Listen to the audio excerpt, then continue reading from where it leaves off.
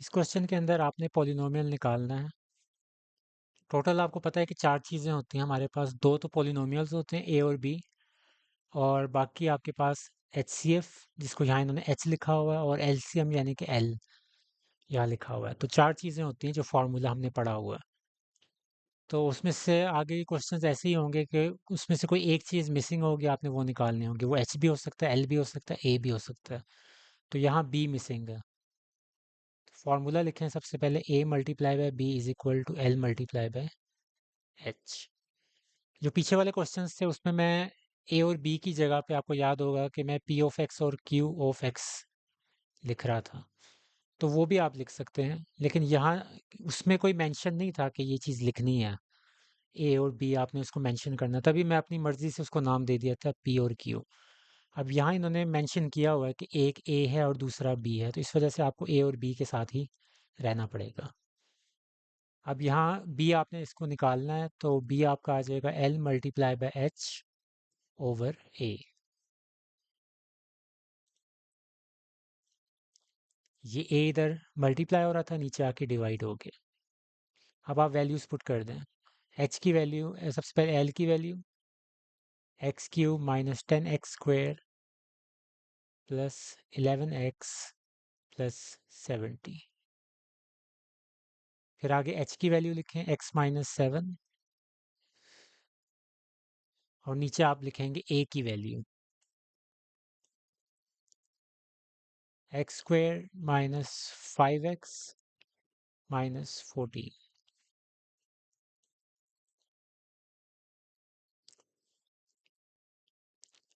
आप इसको डायरेक्ट भी इससे डिवाइड कर सकते हैं कि ये आप अंदर बाहर रखें और ये अंदर रखें, लेकिन मेरे जहन में एक और तरीका आया है कि क्यों ना मैं इसकी फैक्टराइजेशन कर लूँ, क्योंकि ये मिडिल टर्म ब्रेकिंग हो रही है, 7 और 2 पेयर बन रहा है, तो मैं नीचे वाले की फैक्टराइजेशन कर लेता हूँ।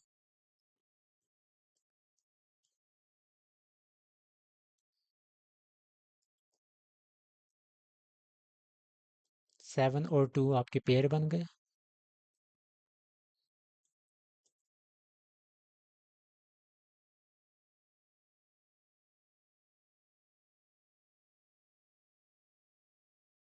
क्योंकि जहाँ तक आप हो सके डिवीजन मेथड से थोड़ा सा दूर रहें, क्योंकि उसके अंदर कन्फ्यूजन्स काफ़ी होती हैं स्टूडेंट्स को आखिर तक, और काफ़ी स्टूडेंट्स डिवीजन मेथड से भागते हैं। तो मैं इसी वजह से चाहता हूँ कि कम से कम डिवीजन मेथड हो, और अगर हो भी तो छोटी टर्म्स का हो, ताकि आप उसको आसानी से सॉल्व कर सकें।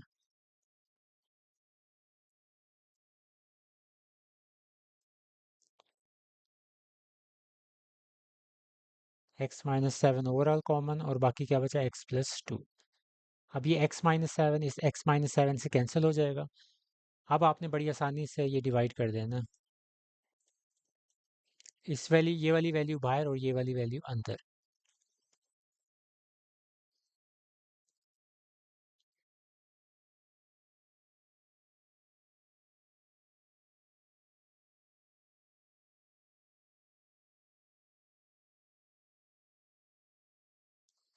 यहाँ x है, यहाँ x³ है, तो x² से मल्टीप्लाई कर दें, और इसको इससे मल्टीप्लाई कर दें तो 2x²। साइन चेंज, ये आपस में कैंसिल, ये हो जाएगा -12x²। अगली वैल्यू नीचे उतारें। अब यहाँ x है, यहाँ x² और -12, तो -12x से मल्टीप्लाई कर दें।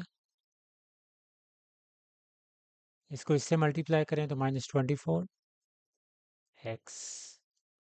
साइन चेंज, ये ऐड हो जाएंगे तो आ जाएगा 35x -70। 35 से मल्टीप्लाई कर दें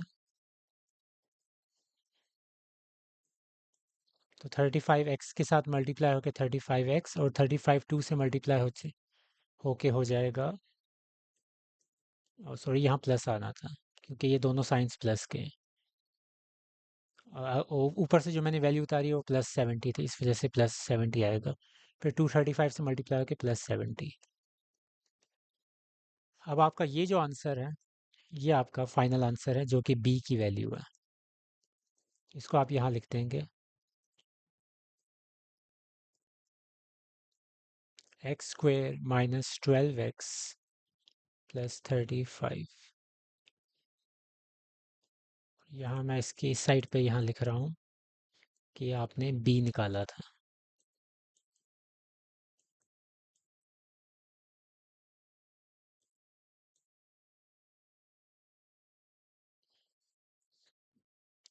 तो ये आपका b है। इस पे भी वही फार्मूला लगाएंगे। अब आपने a निकालना है, तो a multiply by b is equal to l multiply by h। a आपने निकालना है तो b को दूसरी साइड पे ले जाएं, वो इधर आके डिवाइड हो जाएगा।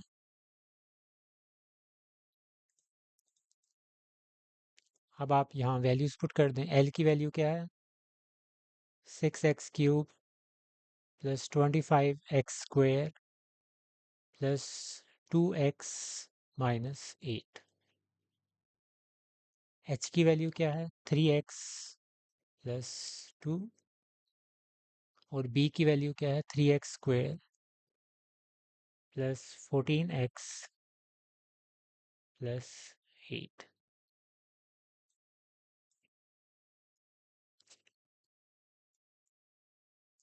6 4 24 8 3 24। मैं फ़िलहाल आपको बताता हूँ मेरे जहन में क्या चल रहा है। मैं इसकी देख रहा था मिडिल टर्म ब्रेकिंग हो पा रही है कि नहीं हो पा रही। 24 वैसे पेयर है,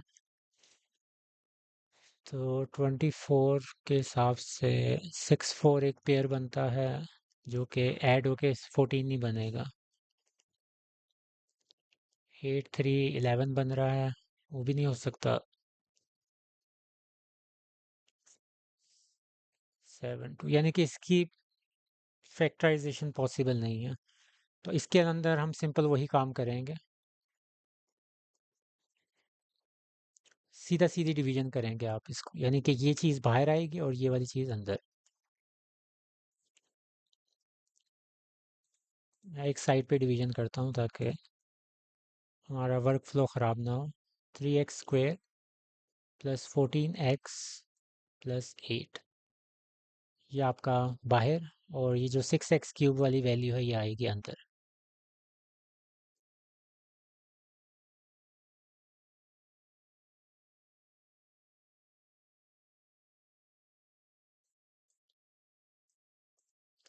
यहाँ 3x² है, यहाँ 6x³ है, तो 2x से मल्टीप्लाई कर दें तो ये आपके पास हो जाएगा 6x³।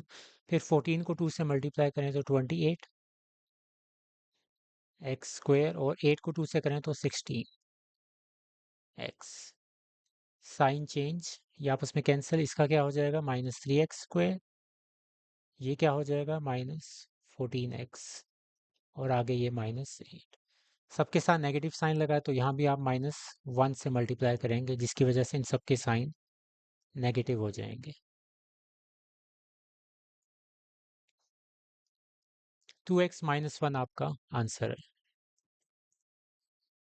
आप याद के लिए इसको कटिंग भी कर सकते हैं इस तरह कि आपने इनको डिवाइड किया है, तो 2x -1 यहाँ आया और 3x प्लस 2 इधर। अब क्योंकि उन्होंने आपको पॉलिनोमियल निकालने के लिए कहा हुआ है, जो कि आपका a है, तो इस वजह से आपको मल्टीप्लाई करना यहाँ ज़रूरी है। 2x 3x के साथ हो जाएगा मल्टीप्लाई, तो 6x²। फिर 2x को 2 से करें तो 4x। फिर -1 को 3x से तो -3x। फिर -1 को 2 से -2।